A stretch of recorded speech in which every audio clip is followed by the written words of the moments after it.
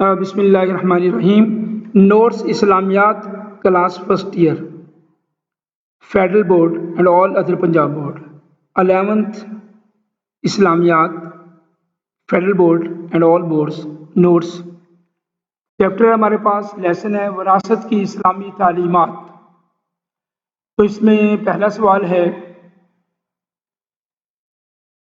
وراثت کا اسلام میں اس کی فردیت اور اہمیت۔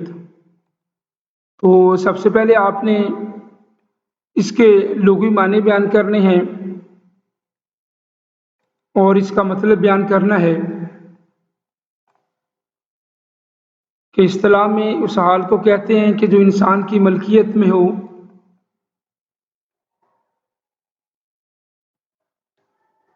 اور علم میراث اور علم فرائض بھی کہا جاتا ہے۔ اس کے لغوی معنی ہے متعین حصے کرنے، مستحقن کے حصے متعین ہوتے ہیں، اس لیے حصول کو فرائض بھی کہا جاتا ہے۔ اور اسلام میں اس کی فردیت اور اہمیت، پہلے اس کا مفہوم بیان کر دیں۔ ایک چیز کا دوسری تک منتقل ہونا اسلام میں جو ملکیت ہے جائیداد کا منتقل ہونا کہلاتا ہے۔ وراثت کو دین اسلام میں اہمیت حاصل ہے۔ تقسیم کرنے کا حکم خود اللہ تعالیٰ نے قرآن پاک میں دیا ہے اور اس کی تفصیل بیان کی ہے۔ میت کے حال پہ 4 حقوق ہیں۔ پہلا ہے میانہ ربی اور کفن دفن کے اخراجات قرضے ادا کیے جائیں، جو بچ جائے تو وصیت پوری کی جائے، اس کے بعد پھر اس کو تقسیم کیا جائے۔ وراثت کی فریضے قرآن پاک میں اللہ تعالیٰ نے یہ ترجمہ قرآن پاک کی آیت میں بتایا ہے کہ جو رشتہ دار ہیں ان کو حصہ دیا جائے۔ سورۃ النساء میں بہت زیادہ تفصیل کے ساتھ بھی اس کو بیان کیا گیا ہے۔ اللہ تعالیٰ کا ارشاد ہے اولاد کے بارے میں کہ ان کا جو حصہ ہے بیٹے اور بیٹیاں کا ان کو دے دیا جائے۔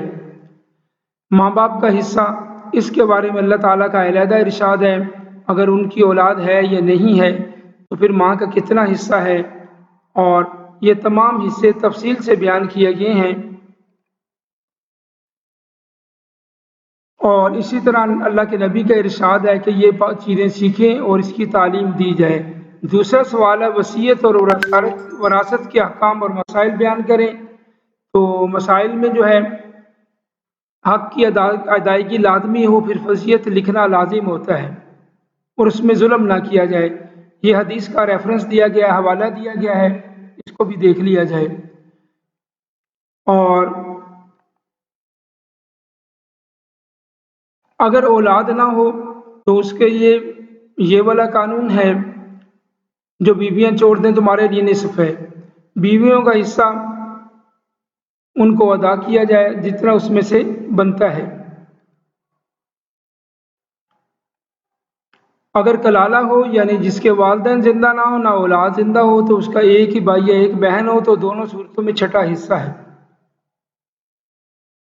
وصیت کے احکام تحریری شکل میں ہو، 1/3 سے زیادہ مال کسی کو دینا جائز نہیں، یہ بھی عبادات کی طرح لازمی ہے، فرض ہے۔